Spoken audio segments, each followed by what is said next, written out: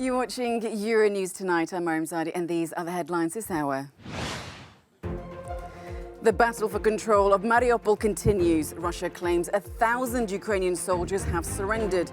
Ukraine denies those claims, saying they've bolstered troops in the city. Investigating possible war crimes in Ukraine, the International Criminal Court's chief prosecutor visits the liberated town of Bucha, but describes the country as a crime scene. Sweden and Finland push ahead with plans to join NATO as Russia reiterates its warnings to both over joining the alliance. And here in the Cube, we take a look at the latest report that TikTok has failed to effectively tackle pro-war propaganda. Good evening. Russia's defense ministry says over 1,000 Ukrainian soldiers have laid down their arms as fighting rages in the besieged port city of Mariupol. The Kremlin claims that troops from Ukraine's 36th Marine Brigade surrendered amid fierce battles near the city's iron and steel works. But Ukraine denies those claims, saying it's received no such information. Instead, Kyiv reports that the Marines have been bolstered by reinforcements to help secure their grip on the southeastern city. Mariupol's mayor claims over 20,000 people have died and 100,000 remain trapped.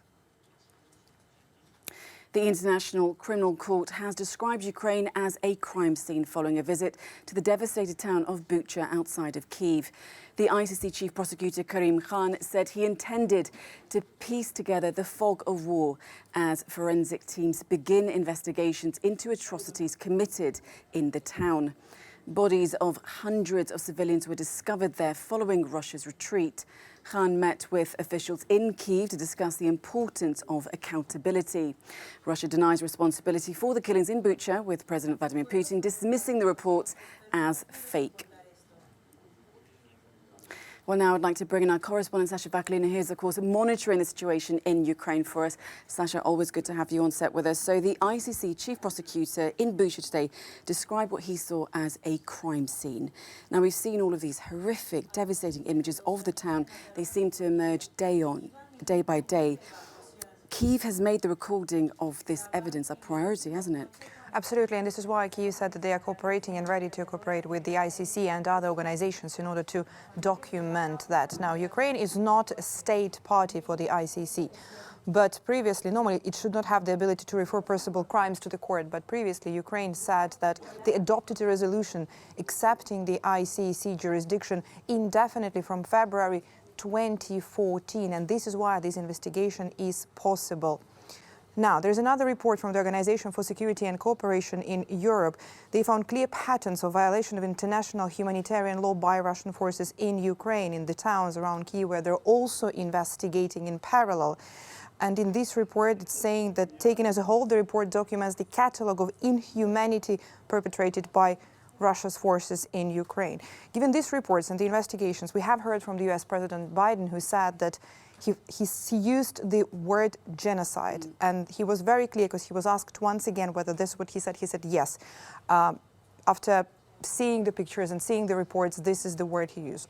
At the same time, French President Emmanuel Macron avoided using that word, and he said that he wants to continue try as much as he can to stop the war and rebuild peace. And he saw him saying this word genocide as an escalation. The reports and these investigations are now happening in Bucha, in some towns around Kyiv, but not all of them yet. Kharkiv is still being shelled daily. There's heavy fighting in the east of Ukraine, and then there is Mariupol, where there is no access to the city yet. Well, let's come to Mariupol then. The fighting there, of course, appears to be reaching a very critical stage. And today we're seeing counterclaims from the Ukrainians, from the Russian sides, both about what is actually going on there. So what do we actually know, Sasha, at this point? We do know that there is heavy fighting happening in Mariupol. It has been happening now for days indeed. And as per the most reliable information, and that would be the data from the Institute for the Study of War and the UK Defence Ministry and their intelligence updates, Mariupol is indeed surrounded, but there are pockets of neighborhoods in Mariupol that are still under control of Ukrainian forces. So this is confirmed by the by the sources, because of course we try to avoid these claims by Ukraine and Russia. The fighting continues there. The fighting continues as well in the east. This is now the main target for Russian forces, although here, after withdrawing from the regions of Kiev and Chernihiv, the north of Ukraine, Russia did not really take time and the proper moment for reconstitution for this phase. So many of those damaged and with rather low morale forces are now being moved towards east. There are Maxar Technologies photos that illustrate and show the proofs that the troops are being moved there to the east, and this is the fighting happening there because they're also trying to encircle some of the positions in the east where Ukrainian forces are fighting back, trying to defend their positions, but fighting continues, and over the past 2 to 3 days, Russian forces did not make any significant advance there. Okay, well, Sasha, thank you for giving us that full picture as ever. Thank you so much. Okay, well, as the war rages on in Ukraine, the two nations neighbouring Russia are reconsidering their own security. Sweden and Finland, both historically neutral countries, say they're now speeding up deliberations on joining NATO, despite warnings from Moscow. Their leaders met in Stockholm today to discuss applying for NATO membership. Both countries are expected to act together on the issue. Finnish Prime Minister Sanna Marin said the decision will be made in weeks. The European security architecture have changed fundamentally after Russia's invasion of Ukraine. The change in the security landscape makes it necessary to analyze how we best secure peace for Finland and in our region in the future. I won't give any kind of timetable when we will make our decisions, but I think it will happen quite fast, within weeks, not within months. Well, from Brussels, our correspondent Shona Murray told us how NATO expansion is being seen by the bloc. Take a look. Well, Sweden and Finland are two countries that are non-formally aligned militarily, but they do have very advanced armies. So their application for NATO membership is something that is very welcomed by the other 30 NATO countries. It's something that's been in the pipeline for several weeks now. But both countries say it's in direct response to the Russian aggression in Ukraine. The Swedish Prime Minister Magdalena Andersson saying that essentially there's a new normal with regard to European security now, and they both have to respond, particularly Finland, of course, which has a direct border with Russia. But I caught up with Professor Michael Kimmage and I asked him about the impact of these two countries joining NATO for European security. The bad thing is that the border that NATO is obligated to defend is quite a bit larger, and the border directly with Russia is a lot larger.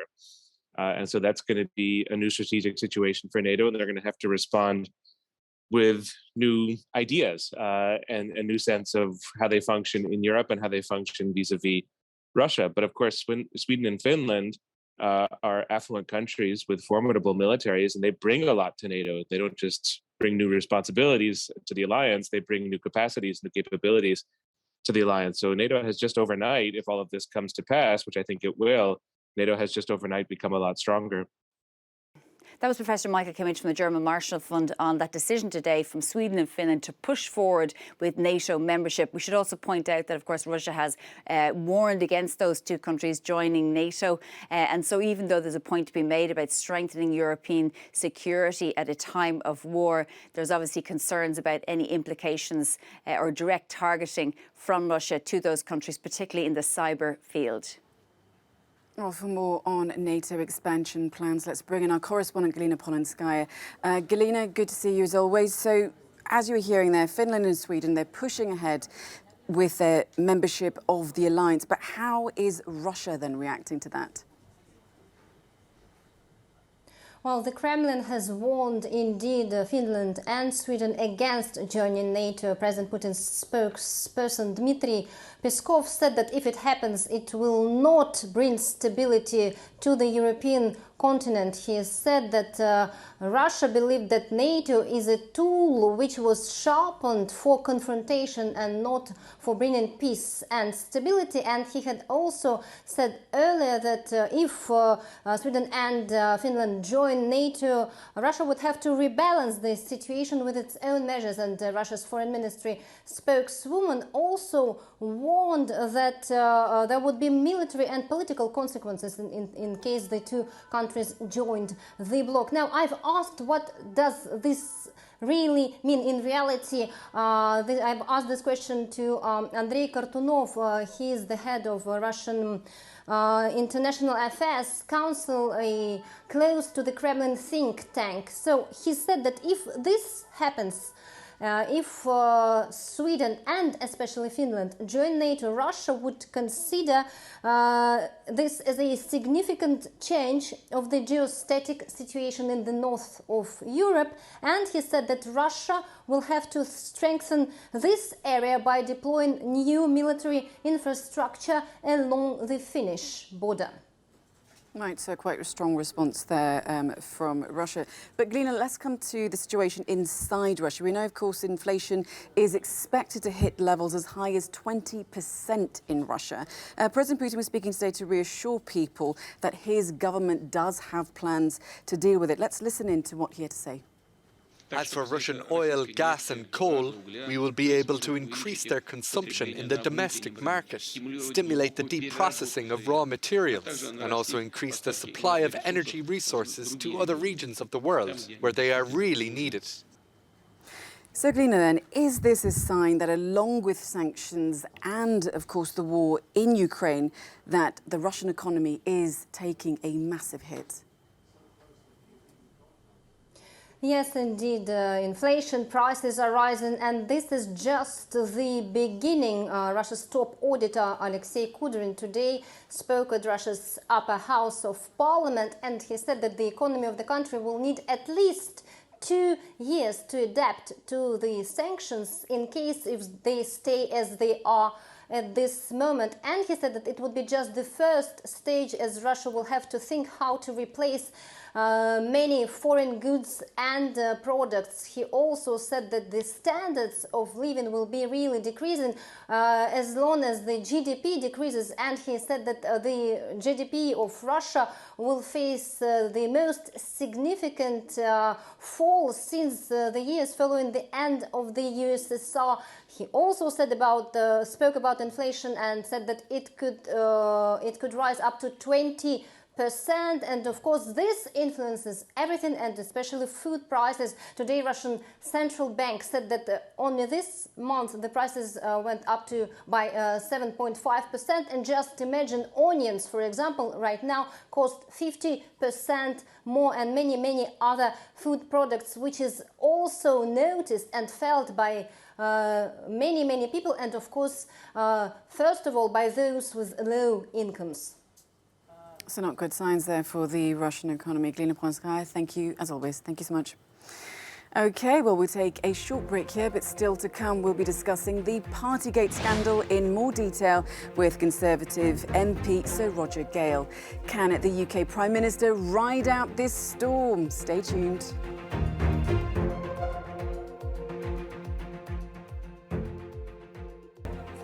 Welcome back to Euronews Tonight.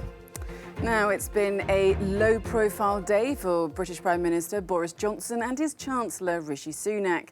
They're trying to ride out a storm of protests from opposition MPs calling for them to quit over the partygate scandal. Both were fined for illegally attending parties at the height of the COVID-19 pandemic and have apologised but say they won't be resigning. Members of the Cabinet, along with many Conservative MPs, have given them their support. Well, for more on this, we're now joined by Conservative MP Sir Roger Gale.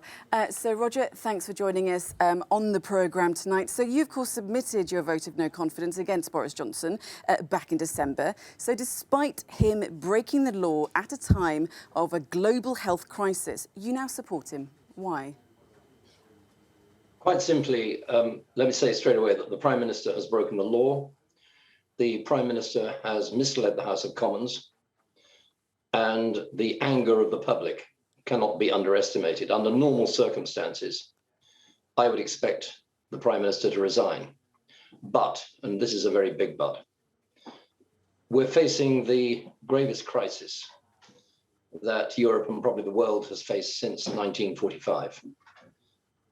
The two stories that you led your program on, the crime scene crisis in the east of Ukraine and the fact that Finland and Sweden are now seeking to join the NATO organization indicate just how serious this is.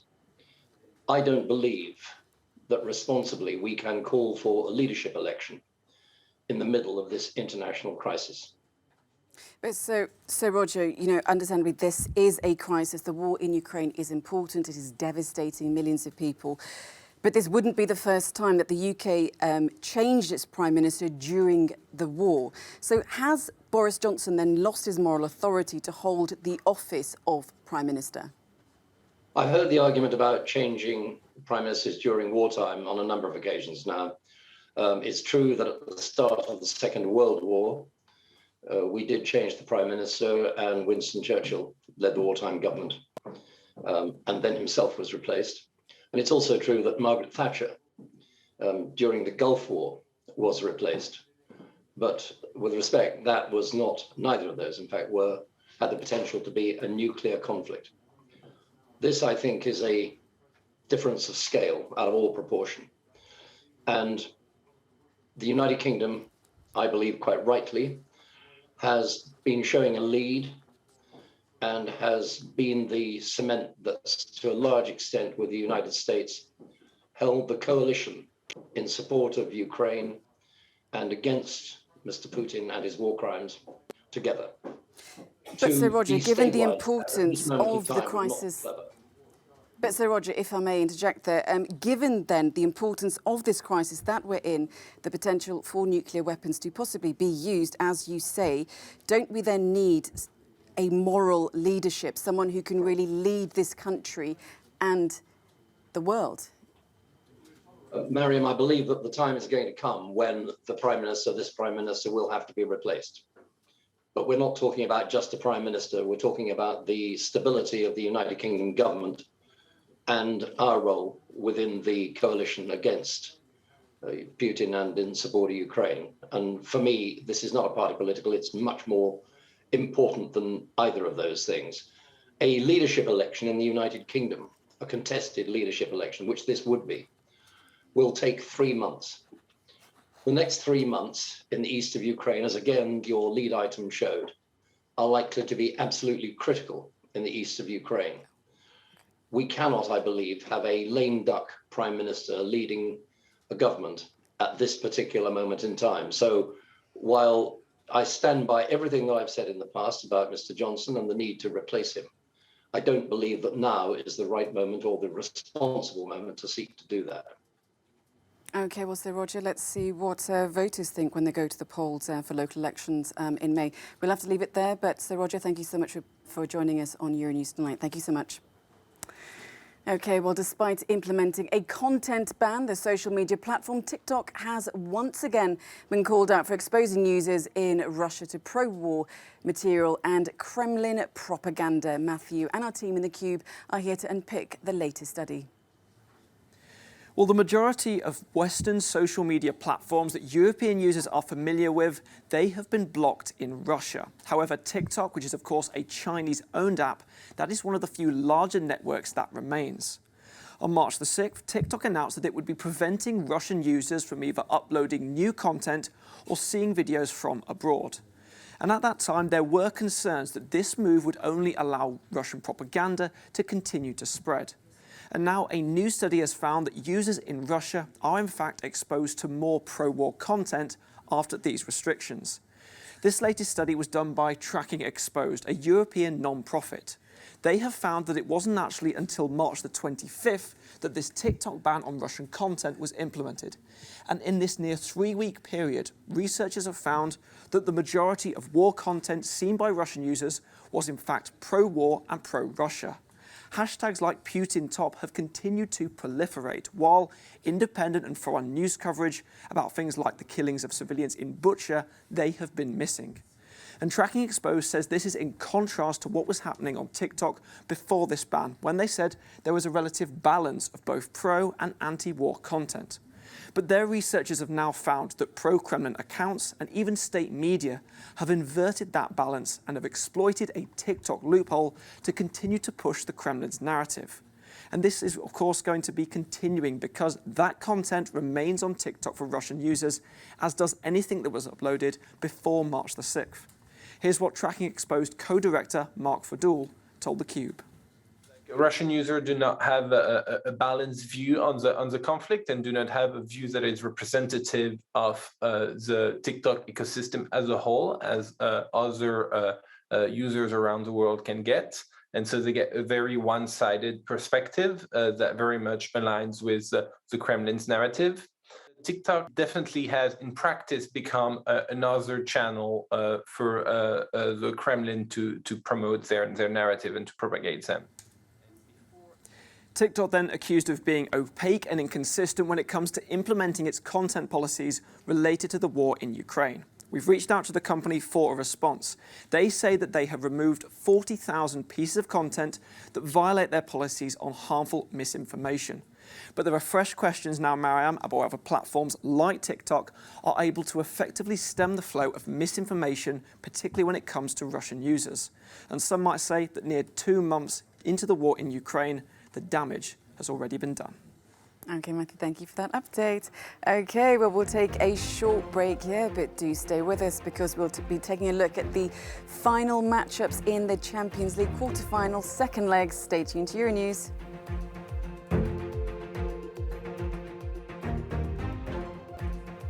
Welcome back to the programme. Now this one goes out to all the football fans. The Champions League quarter-finals conclude tonight. Liverpool and Manchester City are among the teams hoping to join Real Madrid and Villarreal in the semi-final of Europe's top club competition. Mario Bowden reports. Atletico Madrid will be looking to overcome a 1-goal deficit as they host Manchester City in their second leg quarter-final of the Champions League. João Felix missed their La Liga defeat against Mallorca on Saturday, but is expected back this evening. Often a stubborn thorn in the opposition, Atletico will be bidding on past comebacks to get them out of jail.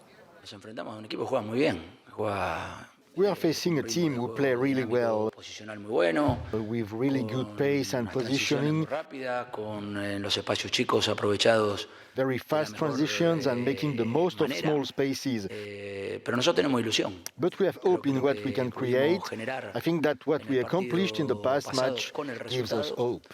A Kevin De Bruyne strike put Pep Guardiola's side in the lead at the Etihad last week, and a semi-final with Real Madrid now awaits the winner of tonight's match. City holds some injury woes at the back, with Fernandinho potentially being called upon to drop into defence as Ruben Dias is ruled out of action. In Wednesday's other quarter-final, Liverpool are looking to hold off a 3-1 lead against Benfica at Anfield. The Lisbon side asked questions of Liverpool's defence in the first leg, but couldn't capitalise on their chances. The winners of this game will play Villarreal in the semi-finals. Who of you are going to be watching? I know I will. Okay, well, that's it for the programme. From myself and the team, take care and bye-bye.